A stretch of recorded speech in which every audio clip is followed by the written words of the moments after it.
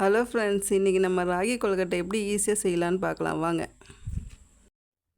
ஒரு ஜாரில் கொஞ்சம் முந்திரி, கொஞ்சம் பாதாம் போட்டுக்கோங்க. கொஞ்சம் ஏலக்காய் பவுட்ரு பண்ணிக்கோங்க. தேங்காவை அரைச்சிக்கோங்க. அதே மாதிரி வாழைப்பழத்தையும் மிக்சியில் போட்டு பேஸ்ட் ஆக்கிக்கோங்க. ஒரு கடாயில் நெய் ஊற்றிட்டு ராகி மாவை வறுத்துக்கோங்க.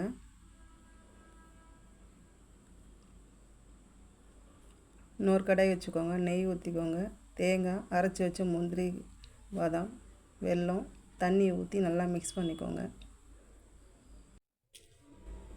கொஞ்சம் உப்பு போட்டுக்கோங்க. அரைச்சி வச்ச பேஸ்ட்டை போட்டுக்கோங்க, வாழைப்பழம் பேஸ்ட்டு. நல்லா மிக்ஸ் பண்ணிக்கிட்டு ராகி மாவை போட்டு கலக்குங்க. நல்லா சுருண்டு வந்த உடனே இறக்கிட்டு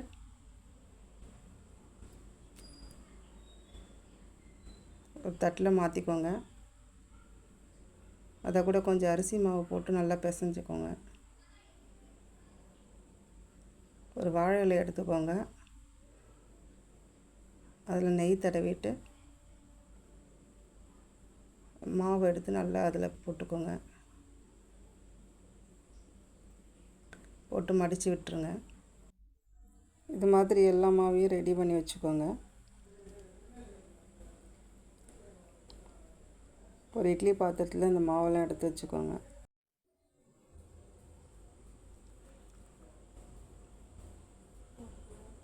மூடி போட்டு ஒரு 5 நிமிஷம் வேக வச்சா டேஸ்டியான ராகி கொழுக்கட்டை ரெடி. உங்களுக்கு இந்த வீடியோ பிடிச்சிருந்தா லைக் பண்ணுங்கள், ஷேர் பண்ணுங்கள், சப்ஸ்கிரைப் பண்ணிவிடுங்க.